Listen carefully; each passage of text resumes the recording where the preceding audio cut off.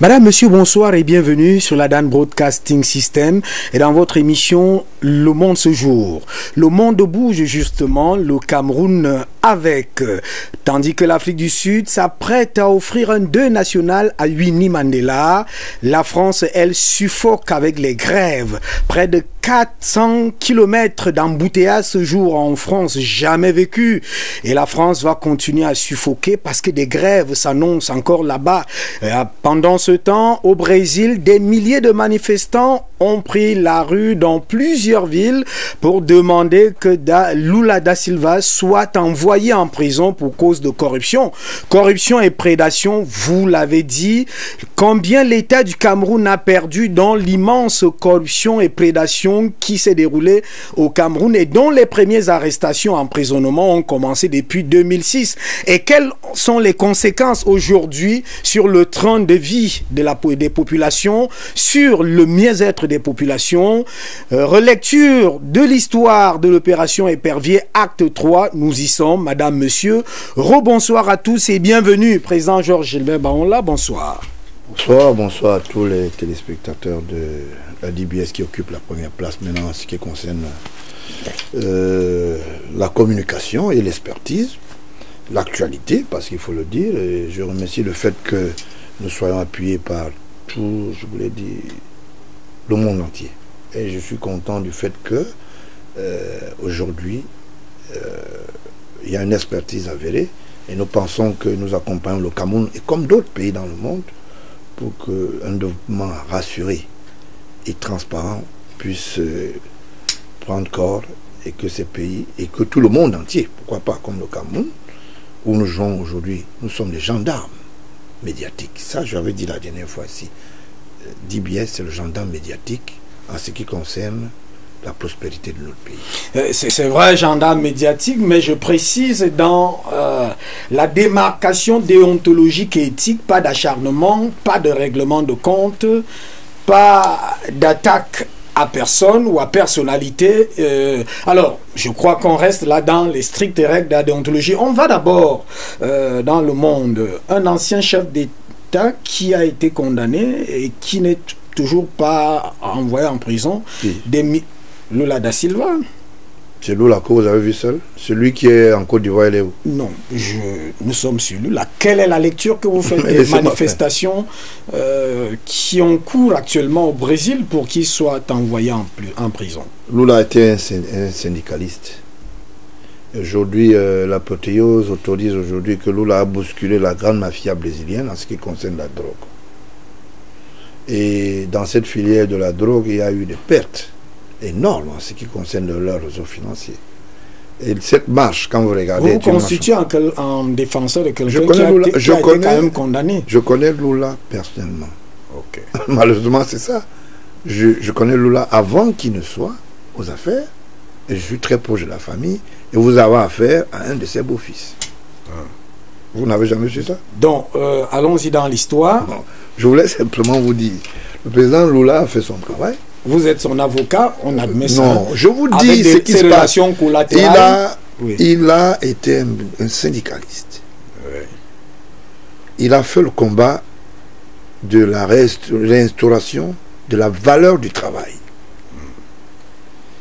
Là, le peuple était d'accord avec lui, et même cette mafia, parce qu'il ne s'était pas attaqué à cette homologation de la drogue, d'un proxénétisme aussi poussé, dans une société qui a des valeurs.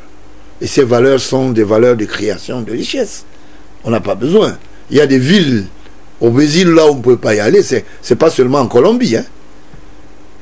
Il y a des villes là où les gens estiment que pour régler les comptes, c'est les armes. Et puis, c'est la drogue qui est le maître des lieux. Il est entré dans ce combat. Vous avez vu que... Donc aujourd'hui, on veut régler ses comptes. Maintenant, on vient condamner quelqu'un qui, auparavant, les mêmes juges avaient dit c'est l'homme qu'il fallait à la place. C'est aussi ça la politique. Sauf qu'au regard du monde, il y a ce qu'on appelle le contrat de conscience, le contrat de faisabilité. Le contrat de conscience, c'est de savoir qui est en face, dans quel environnement on doit mettre en application une loi, Le contrat de faisabilité, c'est de mettre en application la loi. Alors, Lula bénéficie quand même d'une protection, d'une défense. Ce n'est pas la rue qui va amener, disons que le gouvernement ou bien le système en place, ou la justice, appliquer la loi. Sinon, la justice ce n'est pas au Brésil. Comment vous expliquez que ce soit la rue qui... Ce n'est pas la rue, c'est quelques petits malins qui ont acheté quelques petits amis qui sont très proches de la drogue aujourd'hui, parce que ce qu'on ne vous dit pas, quand Lula a lancé le combat, ça a rentré beaucoup d'argent. Il y a eu un retour à l'investissement sur le plan économique. Les gens sont repartis dans les champs de vignes. Les gens sont repartis dans les champs, les champs viviers pour commencer. La main d'œuvre a été a fait ce qu'on appelle une bonne prestation. Ça fait un bon cumul financier pendant qu'il était là. Et quand Lula est parti, regardez l'histoire. Lula a été applaudi et c'est le seul syndicaliste qui dit je pars. Voilà la personne que je soutiens. D'accord? Aujourd'hui, on vient avec des histoires pour dire non, comme Lula a aujourd'hui mis en place, il y a une loi qui a été votée. Et cette loi aujourd'hui est inattaquable. Elle ne peut pas être rétroactive. Ça met en mal le système de la mafia qui est en place. Et du coup, Lula devient le plus dangereux. C'est un peu ça. Et pour vous dire que Lula allait même plus loin. Il y a les Camerounais qui sont allés à la période, certains Camerounais qui sont allés à la période où on voulait Albatros aller solliciter des avions de ce côté. Merci. D'accord. Vous voyez alors, quand je veux parler de aller solliciter des avions de ce côté. Oui. Il y a un joueur très célèbre. Il était avec un de ses princiers présidents du club.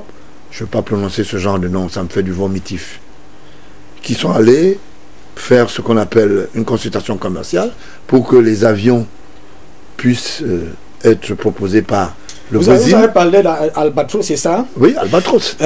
Donc, vous comprenez? Oui, c'est une très bonne transition. Ouais. Voilà. En préparant l'émission, c'est comme si vous avez vu cette transition-là. Ouais. Je le précise à l'attention de tous que l'émission Le Monde ce jour se veut adressée aux citoyens du monde, elle se veut républicaine, donc citoyenne. Il n'y a pas d'attaque de personne ici. Vous avez parlé d'Albatros, on va faire un lien. Parce on remonte l'histoire, on réécrit l'histoire. Gardez vos idées sur cet Albatros, mais je veux que vous fassiez juste une lecture sur ce qui se passe en France. Qu'est-ce qui se passe en France? Les grèves, le train bloqué, les avions dans les airs, c'est les réformes. Là-bas aussi, la population est contre les réformes. En un mot, qu'est-ce qui se passe là-bas? Les réformes institutionnelles rencontrent une bourrasque sociale qui ne dit pas son nom. C'est les hommes qui sont contre la politique de Macron. Parce que sans richesse, sans création de richesse, il n'y a pas d'État. En fait, en réalité, le débat, ce n'est pas au niveau de la réforme. La réforme n'est qu'une loi. On peut l'appliquer. Mais il faut qu'il y ait des us et les moyens de cette politique. Et c'est ceux qui disent aujourd'hui que pas de Macron, qui commence à démontrer que Macron a été, et j'avais dit ici, qu'il est très jeune pour comprendre la politique, parce que la politique a deux formes. La forme de soutenance occulte et la forme de soutenance visible. Et dès que tu n'arrives pas à joindre les deux, tu as un problème de prospérité. C'est pour ça que quelques apprentis sorciers parfois se retrouvent comme ça dans des tabloïds qui ne maîtrisent pas. Et c'est ça le pouvoir. Et j'ai vu des gens dire à la Macron, j'ai dit on ne laissera pas ce jeune gérer parce que on va pas lui laisser aller toucher la sauce avec beaucoup de sel, parce que s'il consomme trop de sel, il n'est pas capable de diluer ce sel dans son organisme. Merci. Merci de ces expressions apprentis sorciers, cette sauce-là. Alors, on va entrer dans cet océan, on appelle ça océan de prédation et de corruption, parce que je rappelle, et ça c'est des faits connus de par le monde, que le Cameroun a été classé champion en matière de corruption dans le monde à 2 reprises. Alors on va entrer avec cet élément, ce face-à-face, dans l'affaire Albatros justement. ce que vous êtes en train de parler. Vous allez suivre ici un confrère, Marcel Amoko, dans un face-à-face avec un expert financier qui avait été commis par un des directeurs de la Camer pour essayer de voir clair dans ces multiples affaires, Albatros, Camer et autres. Suivons cet élément et on entre dans le vif du sujet. À tout de suite.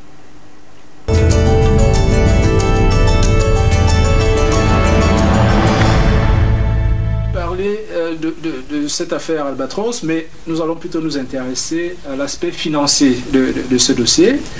Vous êtes expert financier, vous arrivez à la Camer. On peut situer votre arrivée en mars 2004. En effet, j'arrive à la Camer en mars 2004. De quelle manière? Au cours d'un déplacement privé au Cameroun en début d'année 2004, j'ai fait la connaissance de M. Dakayi. Et M. Dakayi, donc, qui est arrivé à la Camer en novembre 2003, était encore en phase de prise de connaissance de la société. Et il faisait face à de nombreuses difficultés, dont les contrats de location entre Camer et GIA, sur lequel il avait requis un certain nombre d'avis des juristes et d'experts en aéronautique qui lui avaient confirmé son engagement contractuel. Et donc au cours de la discussion avec M. Dakayi, j'ai pu lui donner quelques pistes qui pourraient permettre à la Camer de renégocier ses contrats avec un certain avantage. C'est dans ce cadre-là qu'il a donc souhaité officiellement avoir mon assistance sur cette affaire. Voilà, Thomas Dakayi Kamga qui arrive à la Camer, vous le dites, en 2003 et qui succède à Yves Michel Fotso, qui lui a été directeur général de la Camer de juin 2000 à novembre 2003. Et qui est donc celui qui a signé ses contrats, en effet. Et ces contrats portent notamment sur 2 avions. En effet, les contrats portent sur 2 avions. Il y a un 767 et un 747. Au moment où je discute donc de cette assistance avec M. Dakayi, le 767 est garé à l'aéroport de Douala. C'est un avion qui est en panne, mais l'engagement contractuel oblige Camer à le retourner en état de marche. Et le 747, lui, par contre, il doit subir une révision, mais il n'est pas non plus exploité parce qu'il a une capacité trop importante pour les besoins de la Camer. Donc c'est dans cette situation que la Camer se trouve. Elle n'exploite pas ses appareils, mais en plus, elle doit respecter son engagement contractuel, donc de fortes sommes financières à payer à la société GIA. D'une somme d'environ 38 millions de dollars. D'environ 38 millions de dollars que réclame GIA.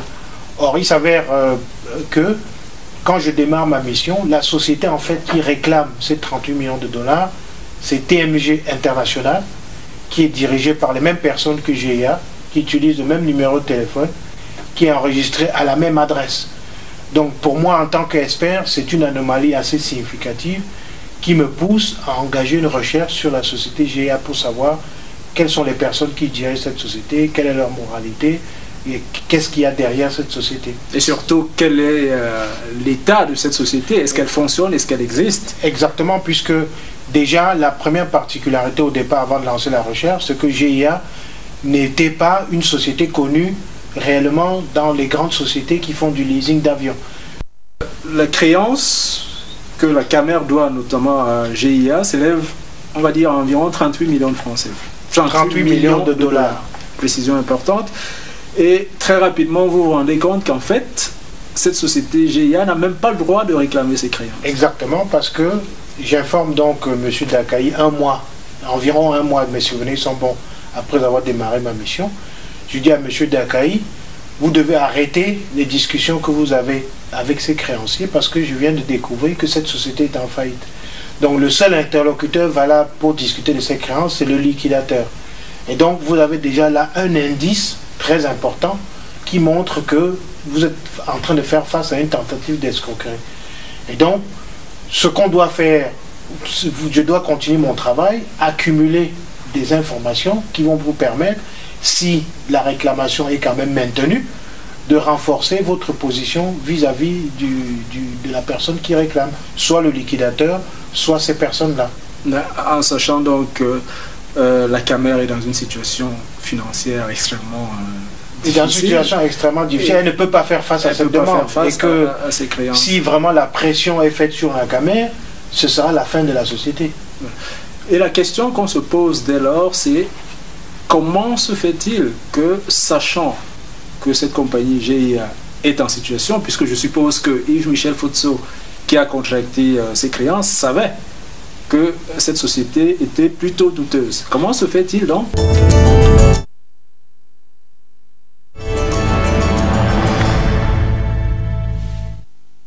Alors, société douteuse, les mêmes sociétés, trois sociétés, parce que c'est ça, hein, la finale de l'expert financier, trois sociétés qui se créent où on retrouve les mêmes personnes. Au fond, on a des contrats antidatés et autres. Nous sommes là dans l'histoire de l'opération Épervier. Quelle lecture vous faites? D'abord, j'ai beaucoup d'appréciation pour le jeune Amoko, mais il faut qu'il se documente. C'est pas l'histoire, la caméra ne commence pas sous Dakaï Kamga, c'est sous Kodok. Père son âme. Maintenant, la GIA est créée par un très bon lot, on connaît qui était derrière, c'est pas caché. Il y a le Premier ministre qui est là derrière, disons que Tifenonu à l'époque. Il y a un jeune Garmvele, son nom va me revenir. Je le connais comme guitariste à l'époque. À l'intérieur de cela, ça commence à se faire ressentir. D'abord, la première des choses, c'est que il faut qu'on identifie le parc. Je ne sais pas si le caméraman est là.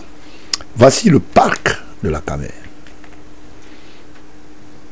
Le vrai parc de la Camère. Est-ce que le monsieur me suit? Donc, voilà le vrai parc de la Camère. Et le parc de la Camère, que voilà, c'est ça qui identifie le passif, l'actif. Il est hors de question qu'on vienne nous raconter des histoires pour dire que non, voilà le parc de la Camère. Où sont passés ces avions? On ne peut pas venir parler de 2 flottes pendant qu'on en cherche 15. C'est ça qu'il s'agit.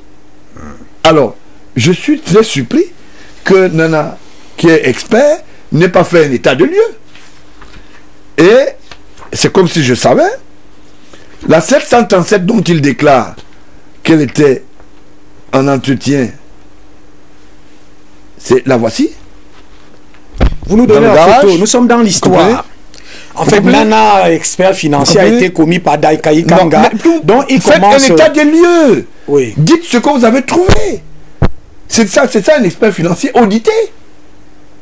On ne peut pas venir parler de 2 avions pendant qu'on en cherche 15. Il faut faire attention. Parce que quand Daikaï Kanga arrive aux affaires, ce sont les premiers trémolos qui s'asseyent sur la fortune de la Camère. Donc, il faut que les gens cessent de tromper les autres. Il est rappelé qu'il remplace Yves-Michel Futso. Bon. Notamment, il y a un problème sérieux qui se passe avec la Camère. C'est au niveau de l'entretien. Je vous relance tout simplement. Oui. Ça veut dire pour vous, voilà. On vient de voir là, nous retraçons l'histoire. Oui. Parce qu'il est question de construire une nation exemplaire et de vérité. Oui. Francis Nana, c'est 2 flottes. Vous, on en cherche 15. Mais c'est là, c'est visible. Ça, c'est un rapport confidentiel. Je l'ai. Il est confidentiel, je ne cache rien. J'ai des documents assez dangereux qui font peur, c'est ça? Voilà. Et le même rapport est sur la table du chef d'État. Moi, je parle pas, je parle avec des documents. Voilà la flotte. Mais c'est quoi cette histoire? Vous inventez une histoire. Alors, non, écoutez. Oui, allez-y. Dès qu'il n'y a pas de traçabilité historique, il y a un problème. C'est ce que nous recherchons. Le premier Camerounais qui va contacter, je parle sous la dirigeance du chef de l'État, et qui travaillait à l'époque, président Georges Hubert Baola, c'est le ministre Kodok. Président Georges Hubert Baola. C'est quoi cette histoire? Écoutez, ne vous enflammez pas. Je vous relance juste. Oui. Ici, c'est l'histoire. Oui. Et l'histoire vraie. Et personne ne nous empêchera de construire ou de réécrire cette histoire. Vous dites donc que c'est le premier Camerounais qui est qui Frédéric Kodok. Oui. Qui contacte Boyin sous haute instruction du chef de l'État, le défunt Aïdjo. D'où vient-il qu'on vient faire l'expertise de Dakaï Kangwa qui se sont assis sur la fortune publique? C'est eux qui ont commencé à spolier. C'est eux. Et c'est pour ça qu'ils ne veulent pas qu'on fasse l'audit. Alors, là, on réécrit l'histoire. On sait qu'il y a des condamnations dans cette affaire. Oui. Parce que la question de l'acte 3 qui peut aller vers l'acte 4 de l'histoire Opération Épervier, qu'est-ce que l'État perd? Qu'est-ce que l'État du Cameroun a perdu? Et quelles sont les conséquences sur le peuple, sur le mieux-être du peuple camerounais? Quand vous parlez de 15, à combien on peut évaluer la perte rien que pour cette affaire? Parce qu'il y a beaucoup d'affaires, il y a des centaines. Beaucoup de milliards.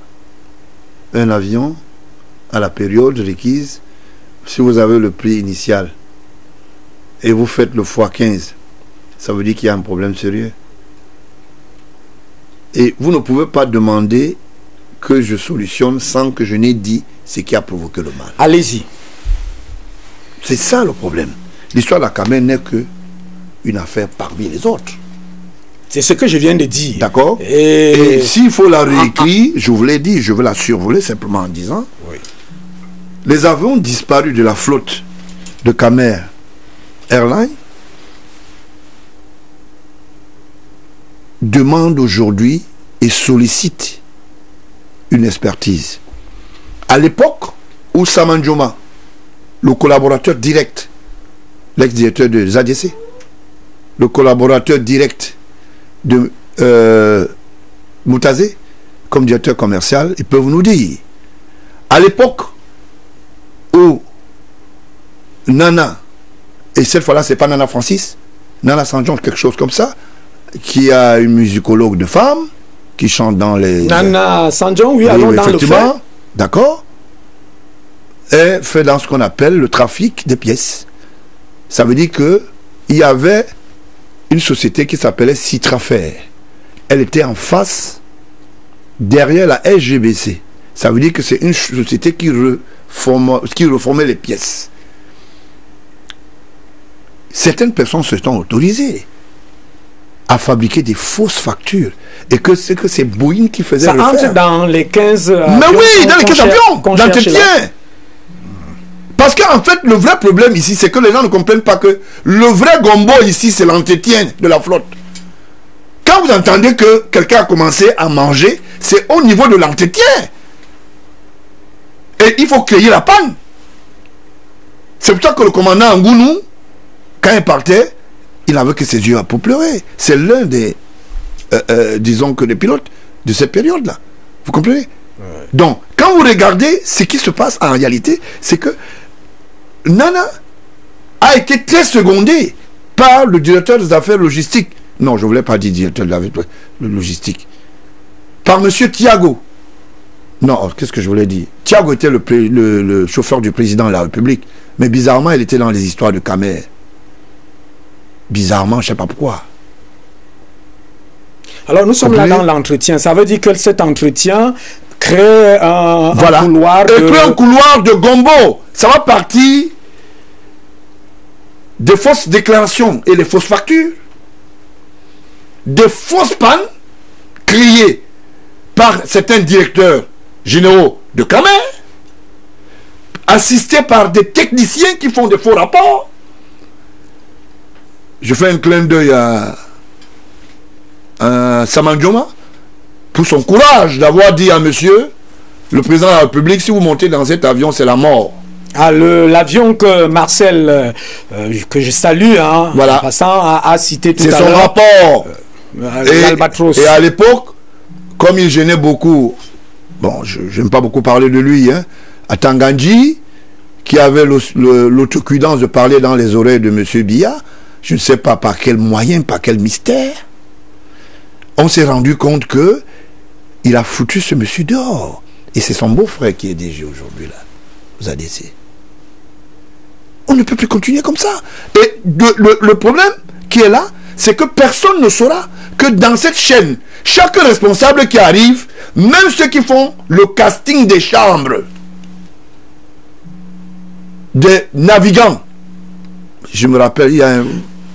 Si je vous entends et si nous vous suivons bien dans cette histoire, l'opération, en fait, l'Albatros, ce n'est que un pan de toute une prédation. La flotte aérienne ne peut jamais prospérer dans notre pays dès lors que les gens ont créé des entreprises à l'intérieur de ces mastodontes. Ça veut dire que chacun vient, quand vous prenez un avion, vous laissez à Addis Abeba dans le parc Addis, vous savez combien ça coûte une journée? Rien que le simple fait qu'on vienne mettre dans les ateliers, ça coûte de l'argent. Et c'est là où le gombo, ça coule. C'est pour ça que les Nana Sanjon sont des personnes qu'on ne peut pas mettre en prison. Parce que Nana Sanjon, en partant en prison, il va réclamer Ngongo Ferdinand. C'est son ami. Ils ont fabriqué des fausses factures à New York, monsieur. J'ai sorti les photos ici, où le chef de l'État, grâce à moi, a reconnu aujourd'hui que c'était quelqu'un qui récupérait les passeports de ses navigants. Et cherchait. Je vous ai toujours dit quelque chose. Oui. Quand j'avoue, je gêne, j'arrête. Vous êtes toujours en train de faire des trucs bizarres. Ça ne gêne personne. Voilà, ok. Ça ne gêne pourquoi personne. Quand je commence à parler sérieux, vous voulez couper. Je dis qui faisait casting Ngongo, votre secrétaire général, il n'est pas le mien. Moi, je n'entre pas dans la roublardise. Non, il est le secrétaire général de l'État de la République. C'est vous qui le dites. Monsieur. C'est vous qui le dites. Je vous dis pourquoi. Je vous retire cela. Vous ne pouvez pas. Vous n'avez pas ce droit. Vous n'avez pas ce droit. Je vous dis pourquoi. Je dis bien qu'il est le secrétaire citoyen. Je suis assis à la loi. Vous l'assumez. Il est secrétaire général. J'assume. Oui. J'ai toujours assumé, j'attends mon contradicteur d'en face. Oui, moi, donc il est secrétaire général, si je serais garçon de chambre, je voulais accepter ça. C'est un métier. Non, je veux l'histoire. Vous voulez l'histoire? Oui. C'est pour cela que la prédation doit être étayée. J'ai des rapports confidentiels. Oui. Celui qui parle, qui vient en face de moi, me dit non. Je sais, j'ai parcouru, vous avez les rapports. Je ne raconte pas des histoires confidentielles. Vous comprenez? Alors, donc la chaîne est longue. En dehors de cela, on a mêlé même.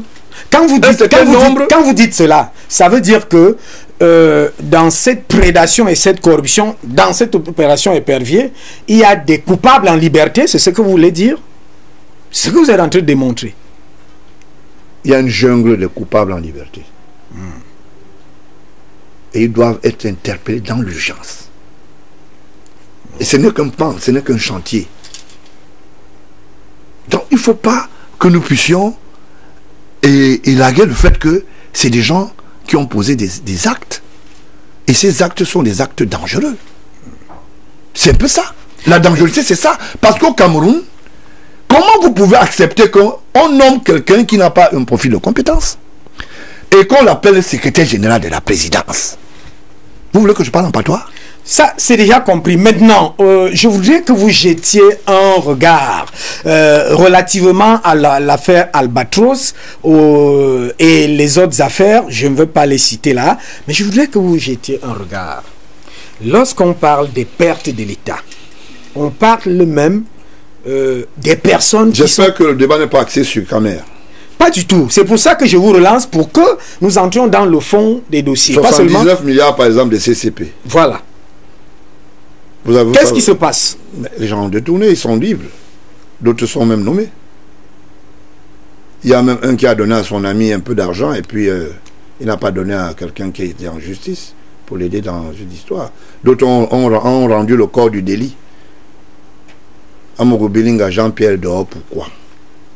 À Tangandia aux affaires, pourquoi? Dites-moi. Dans l'affaire des postes des CCP, ça ne souffre d'aucune contestation. Tout le monde le sait. Je n'ai jamais vu dans un pays que quelqu'un détourne de l'argent dans les caisses de l'État, il vient restituer le corps du délit, on dit que non, on est libéré. À quand la loi? Moi, j'ai jamais vu ça. Mais c'est toujours une loi du tribunal criminel spécial. C'est une disposition. C'est une disposition, oui. C'est pas une loi. C'est une disposition, mais qui a été appliquée pour le cas d'espèce. Je suis désolé. C'est pas de ça qu'il s'agissait. Il s'agissait de quoi? D'accord. L'action publique n'a jamais entamé. On dit bien, si au cas où vous êtes interpellé et que vous faites réquisition, vous dites je veux restituer le corps du lit, le ministre de la Justice, intuitu personne, peut dire en fonction de ça que la confidentialité de son cahier de charge juridique, dit que monsieur, on peut le libérer. Mais vous serez déjà poursuivi. Quand déjà... votre problème, c'est que la personne doit d'abord être poursuivie. Puisque l'action publique n'a pas déclenché. Vous ne pouvez pas, on ne peut pas dire, monsieur, vous avez volé, tu lui as dit, non, je m'en vais restituer. Qui t'a appelé? Tu ne peux pas être sous audition et que tu ne sois pas encore inculpé. D'accord? Et quand on disait que non, viens rembourser, tu peux rester ce que tu ne reconnais pas. Et dès qu'on t'inculpe et que tu reconnais le tort, tu repars quoi? L'action publique est à quel niveau? Ça a été appliqué à quel niveau? C'est une roublardise. Il y a un vide juridique. Nous ne pouvons pas fonctionner comme ça. 79 milliards sont partis comme ça. On a vu les maillons qui sont créés. Le ministre d'Akole Dassala est venu se servir avec son MDR. À l'époque, c'était avec Thibaut Manissé. Je l'avais cité ici. Après cela, Mouchipou Seydou perd son âme, est venu se servir avec un certain nombre de prélats de la prédation. Nous avons commis tous ces articles. Vous avez des archives de ces journaux, on ne va pas revenir là-dessus. C'était la même chose. Hein? Et c'est pour cela que cette pratique est une pratique de sorcellerie. C'est la vraie pratique de sorcellerie. De sorcellerie. Je vous donne un exemple qui est très simple. Aujourd'hui, le giron est le prédateur de le prédateur, ou le vice-prédateur, parce qu'il y a un dieu de la prédation. Il s'appelle bel et bien Belinga Eboutou, qui ira à la chaise ancestrale du côté de Kondegui. Je vous donne cette information. Parce que s'il n'est pas rattrapé par... Qui est le président des prédateurs? Belinga Eboutou. J'ai même fait quelques enquêtes. Il vous doit un peu d'argent parce que vous êtes littéraire aussi. Je ne trahis rien. Ah, je ne suis pas en train de réclamer. J'ai fait une enquête pour ça. Hein, monsieur Etoudi? Il vous doit une petite facture. Il n'a même pas payé. Voilà. Je garde le montant pour moi. Voilà. Pour dire... Évoluons. Pour dire, il faut que les gens cessent de croire qu'ils sont des malins. Atanakuna au giron. Pourquoi est-ce que Atanakuna fait peur aujourd'hui? Pourquoi il fait peur? Il a créé un réseau. On reste dans la trajectoire de ce que l'État perd et les conséquences que cela a sur les populations. Vous venez d'évoquer une conséquence, c'est vrai que pour la facture de le directeur du cabinet civil, ça ce sont mes livres produits, je dois le dire, il n'a jamais payé, donc vous avez... Vous comprenez que j'ai des bonnes informations. C'est pas vous qui m'avez dit. Moi, j'ai pris du temps. Oui. Donc, simplement pour dire qu'il n'est pas son premier coup, il prédate même les dates. Ça veut dire qu'il mange petit aussi. C'est un mange petit, gros aussi. Ouais. Pour dire, le vice du giron aujourd'hui, c'est Atanakuna. Vous avez quelqu'un prisonnier qui va avec de la cravate, il est en train de se faire suivre une petite homélie. Et l'homme qui fait l'homélie a un compte, un paradis fiscal du côté du Maroc, avec les registres de commerce. Barga.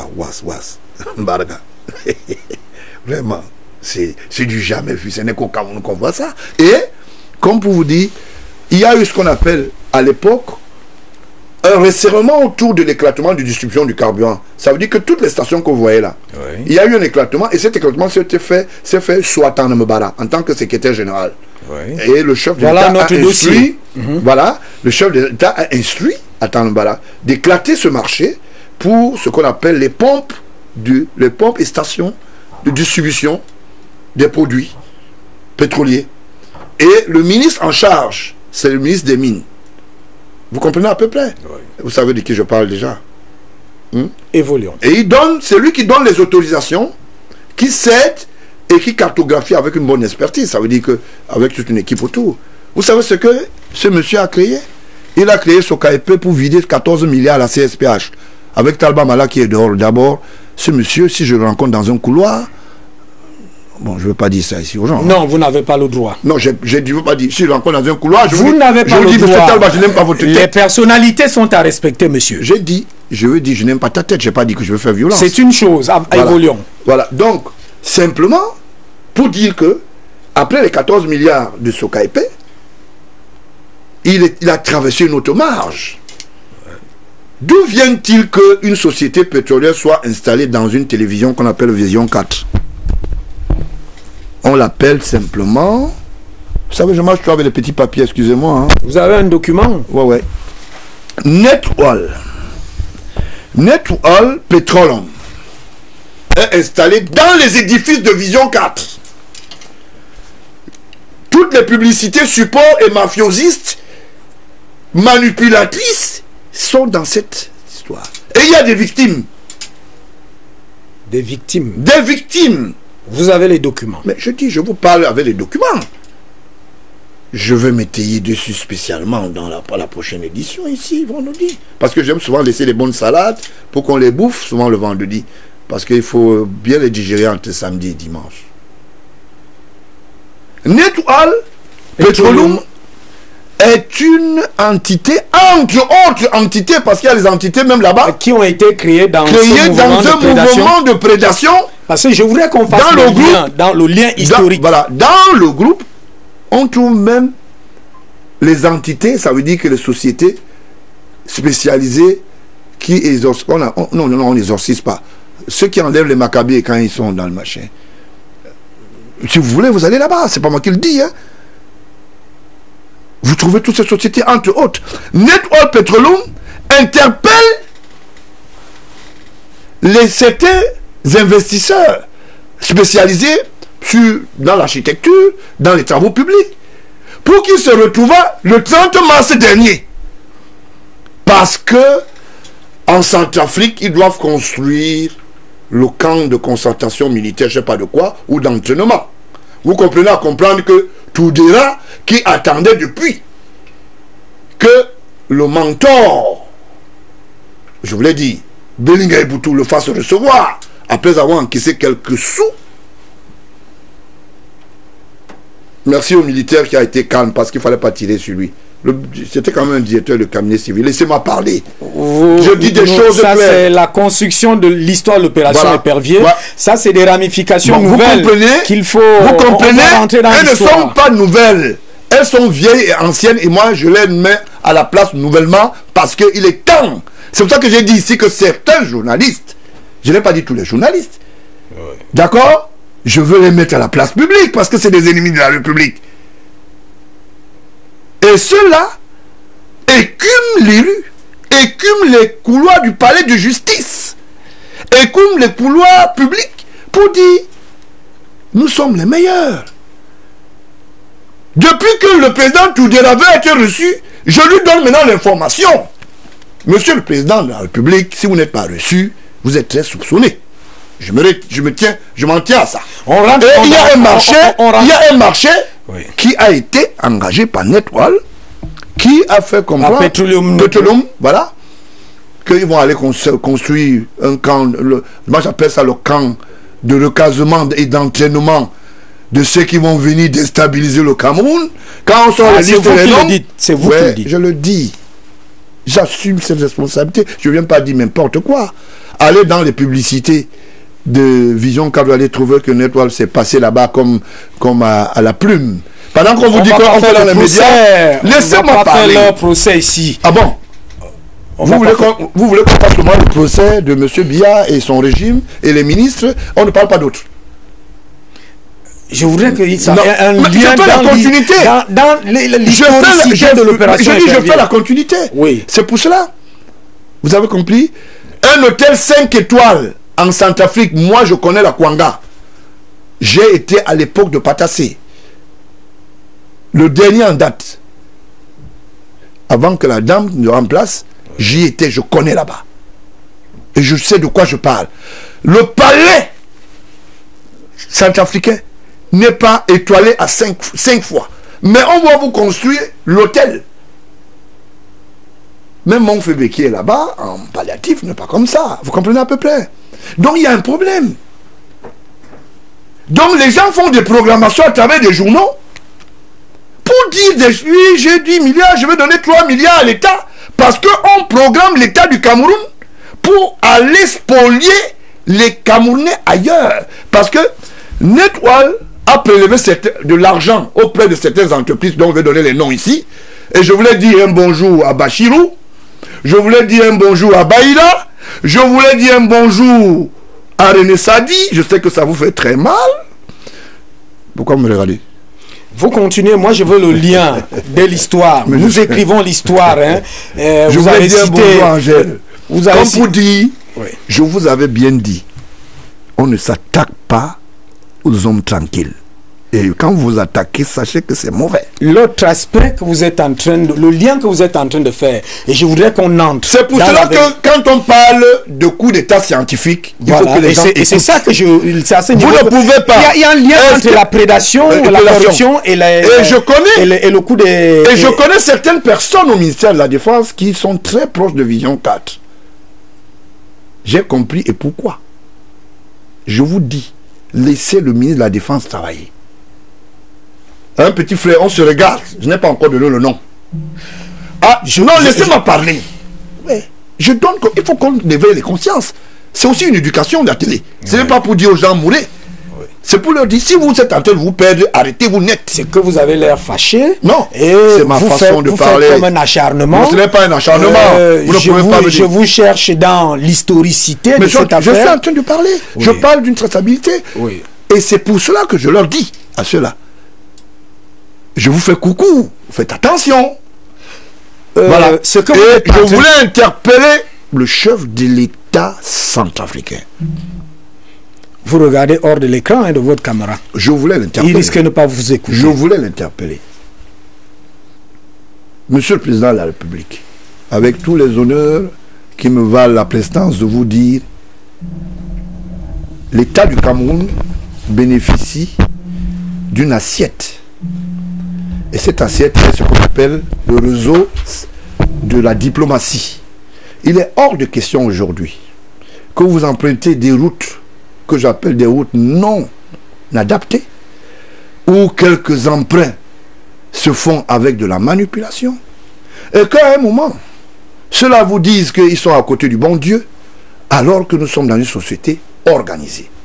Si vous estimez que la République centrafricaine, pays ami au Cameroun, est un pays sérieux et qui respecte l'orthodoxie de la diplomatie, saisissez par des lettres de créance les services compétents afin de vous en faire entendre par votre père qui n'est autre que M. Paul Biya, l'exécutif. Le message est compris. Et je chute en vous disant que il faut pas accepter que votre attention soit détournée par qui que ce soit. Et ce que vous avez accepté dans vos murs, comme Socatel, je sais de quoi je parle, une société qui est une société d'État, ne prête pas le flanc à votre politique, encore moins celle qui est la française. Je voulais dire Baramingi. Voilà. Merci, le message est entendu. Mais moi, je rentre sur la problématique de fond. Et votre analyse et vos commentaires de tout à l'heure nous font, les téléspectateurs sur la place du monde, et moi, même ici sur ce plateau avec, nous font croire et nous font démontrer que la grande corruption et prédation au Cameroun, c'est une fortune de guerre pour... quelque chose que vous avez parlé, coup d'état scientifique. Ils sont des coups d'état scientifiques. Mais ça veut que vous êtes en train de dire que ceux qui sont en prison là, il y a des ramifications politiques, c'est ça? Mais je vous dis, je ne vous de déstabilisation, je n'ai pas dit de politique.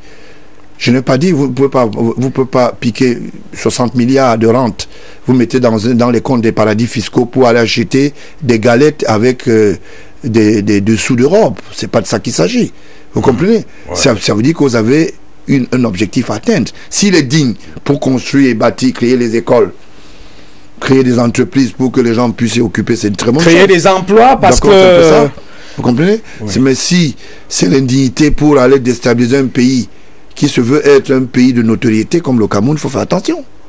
C'est pour cela qu'il va falloir que toute la classe de prédateurs que j'appelle les jeunes fémans qui sont entrés sur la galette, parce que je les ai identifiés, j'ai donné la liste au chef de l'État, il connaît qui fait quoi, et ils sont entrés sous l'ère de Tom Dola alias Belinga Eboutou, que vous appelez le président des prédateurs. Le président des prédateurs du Cameroun. Ça c'est de vous? Je le dis, depuis des années je parle, je ne cache pas. Donc, maintenant qu'il est déjà au couperet, subitement, vous avez dit qu'il a démissionné parce qu'il était malade. Mais on le voit avec les habits du RDP santé de danser à Samba. Je ne sais pas si c'est le même malade qui s'appelle Belinga Eboutou ou bien il fait campagne pour le RDP. Donc, c'est un peu ça. Et il fait campagne. Et je sais que en ce moment, au mieux être, les gens organisent palier par palier. Quand un coup d'État change de main ou bien il rate, ils changent de formule.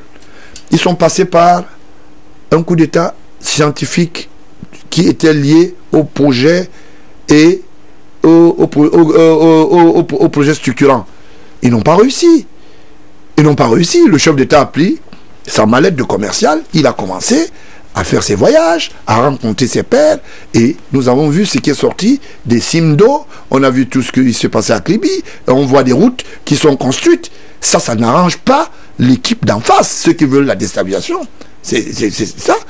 La deuxième chose qui a été là, ils sont passés à la phase notoire, discriminatoire, de bloquer le système fonctionnel de l'administration.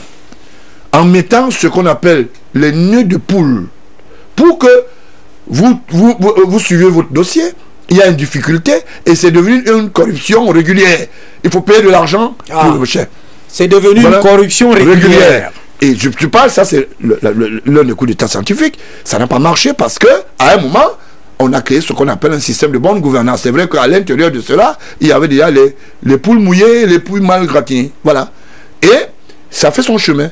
On a créé les institutions telles les ANIF et tout ça, qui accompagnent à la mesure du temps. On a organisé autour des émeutes de la socialisation pour dire on va affamer le peuple.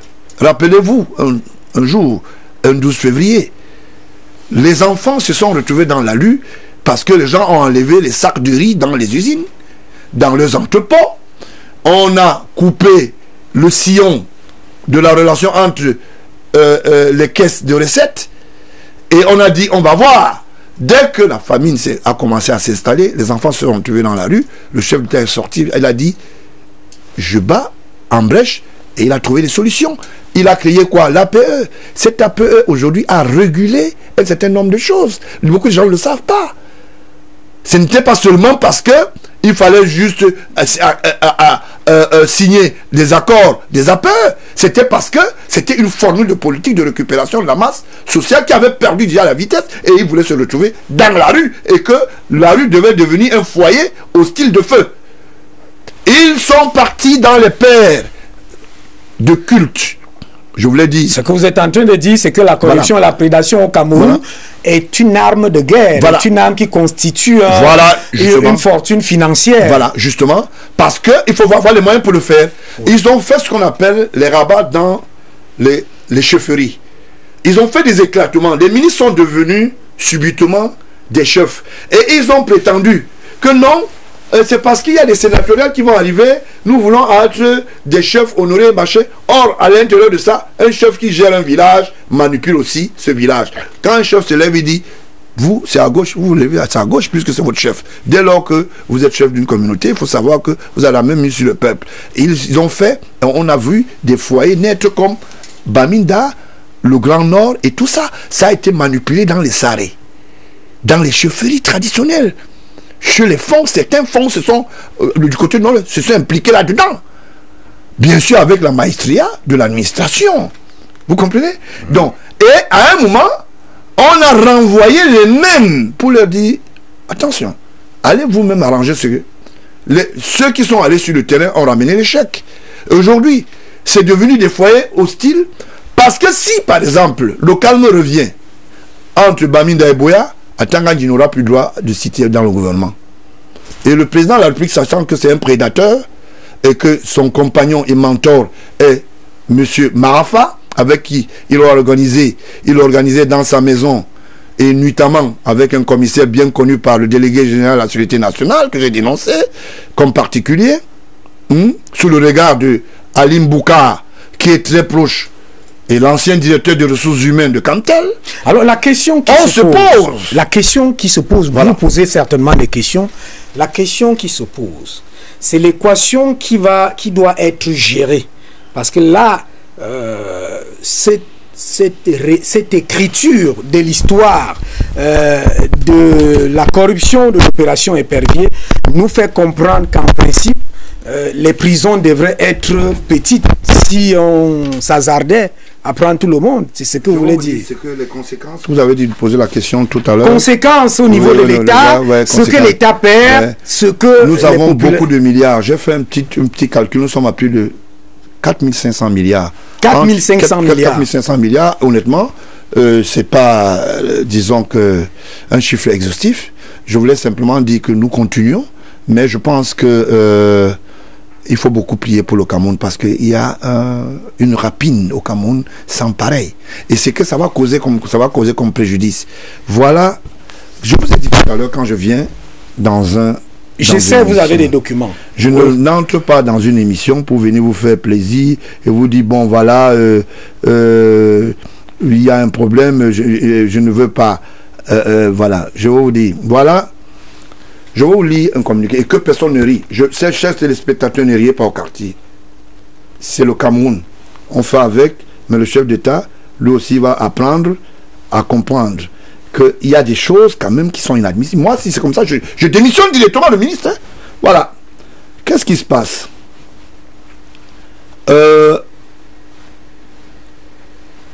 Voilà une fermeture. On dit ici, je crois que... Si c'est vous, vous démissionnez le ministre. Naturellement, je ne discute pas. Je veux lire un endroit qui va vous amuser beaucoup. Allez-y. Mais si vous perdez trop de temps, la petite musique de fond va venir. Comme d'habitude, je suis habitué. Je suis habitué. Bon. Message porté. Préfet du Fundi. Non, du Vouri, pardon. Responsable, bon, des Almirés, ça c'est les noms de ces sociétés, ça ne m'intéresse pas, qui devaient fermer boutique. Numéro 26 2018 MP C19 SP. Texte. En exécution, instruction téléphonique. Ministre de l'administration territoriale. À nous répercuté par monsieur le gouverneur région littorale. Relative fermeture provisoire à Murerie. Stop honneur vous informer. Stop descente équipe technique sous conduite premier adjoint préfectoral à l'effet de procéder stop primo stop inventaire matériel vos armureries sur procès verbal stop secondo stop pose des scellés sur porte dite armurerie stop urgence et importance hautement signalée.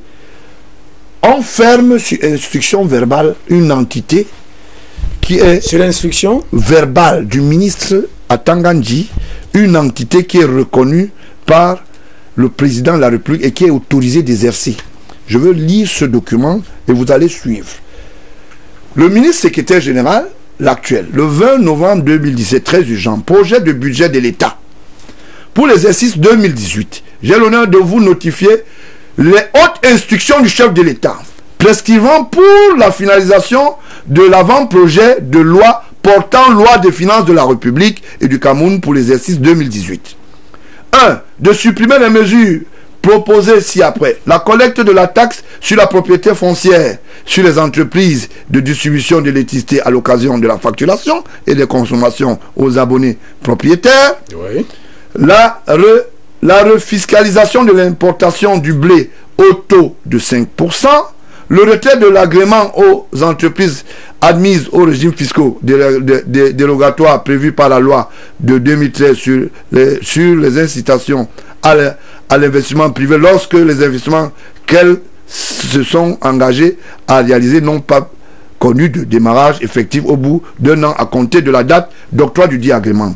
D'insérer en compensation, voilà la mesure pour les armureries, les mesures si nouvelles, oui, les mesures nouvelles si, après, tendant à porter 10 000 à 25 000 le droit de timbre pour les vols internationaux, fixant les droits d'assises pour l'importation des armes et munitions à 25% de la valeur imposable, à 60% de droits de douane, qui est égal à 85%. Supprimer l'exemption préposée du paiement du précompte pour l'importation des véhicules du tourisme par les particuliers pour les usages personnels, porter de 30% de la valeur imposable les prélèvements sur les bois exportés en grumes. Par ailleurs, vous voulez bien porter de 35 milliards de francs à 50 milliards de francs l'enveloppe prévue pour le budget des élections. Voilà ce que le chef de l'État a donné comme grand trait. Ah, c'est le chef de l'État qui a donné des instructions. Mais nous sommes dans le régime général d'armes et munitions. Voici ce que les textes disent. Monsieur le Minat.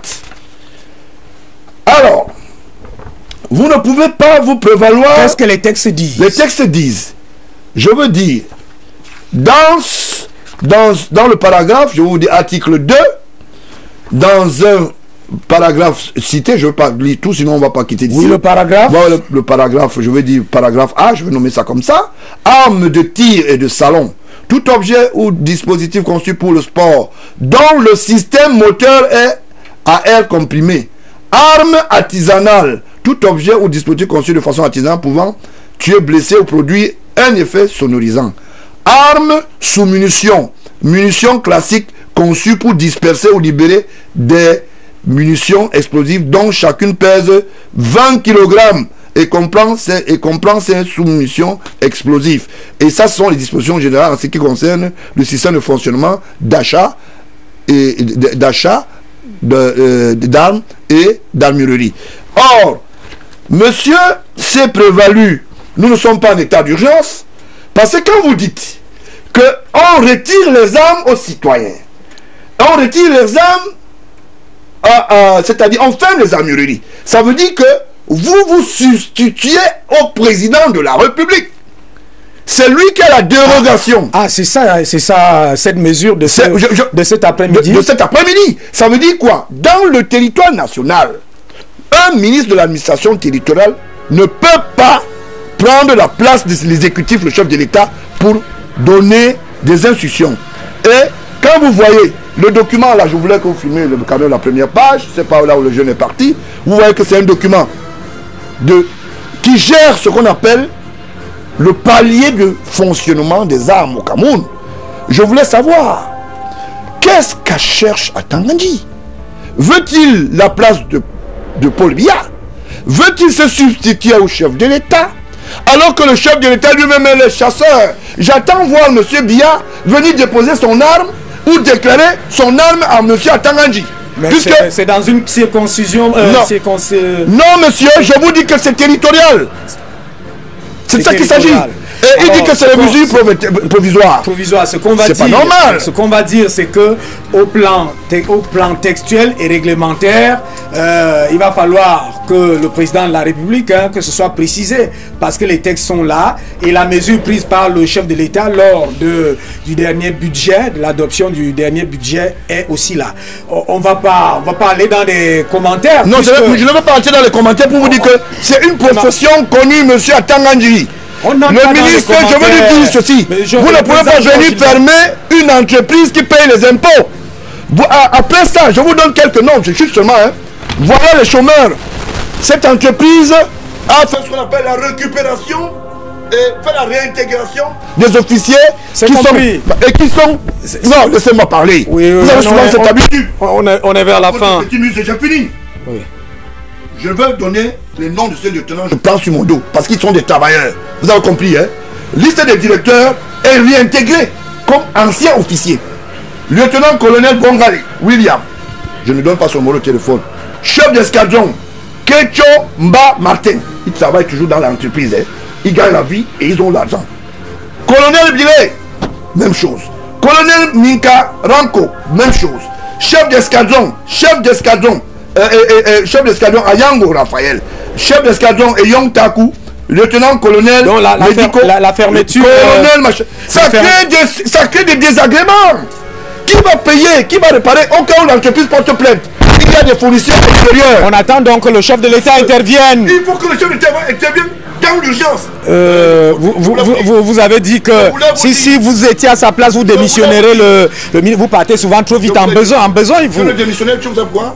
Parce que c'est de l'arrogance statutaire, c'est de l'arrogance, c'est de la manipulation. Monsieur le président des Républicains, Monsieur le président des Républicains, c'est aussi, c'est aussi le fonctionnement de l'État. Je suis de vrai pour vous dire, si on voulait travailler dans ce pays, allez d'abord détecter les armes artisanales qui sont dans les lieux fossiles comme Baminda, le Nord, pour savoir de quoi il s'agit. On ne peut pas dire à un monsieur, à un préfet, que donnez-nous le nombre d'armes que vous avez dans votre région.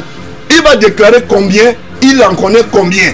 Merci, c'est bien compris, c'est une mesure qui vient d'être prise, c'est pas, elle n'est pas encore très connue. C'est pour cela que je bats de l'aide, parce qu'il ne faudra pas qu'on dise encore que le chef de l'État est en train de faire ce qu'on appelle le retour actif. Au même moment, il dit aux gens, la protection, la sécurité du territoire transfrontalier hertzien. Au même moment, il autorise sur une loi de finances. Au même moment, il se dédie. Merci, c'est compris, on vous a compris. Voilà. Ben, je vais souvent apporter un verre d'eau ici parce que vous vous enflammez. Mais c'est pas normal. Qui va payer le préjudice au cas où les Américains portent plainte?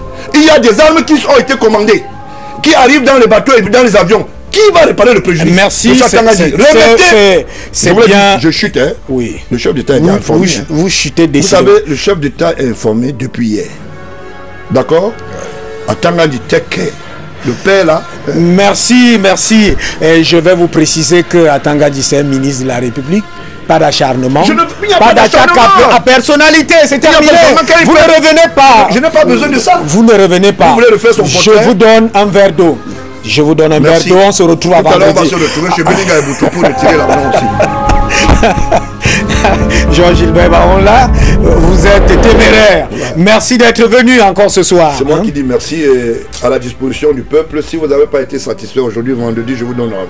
Mais j'ai l'impression que l'argent chez Belinga et Boutou ne sera jamais pris parce que ça fait 7 ans au moins. Et nous construisons la nation et on avance. Madame, monsieur, c'est terminé pour ce soir. Pour cette édition très très chaude, j'ai dit, je vais souvent apporter, c'est pas l'eau, le thé Ndawara, le thé Toliti. Voilà, je crois qu'on va le prendre ici pour souvent vous calmer.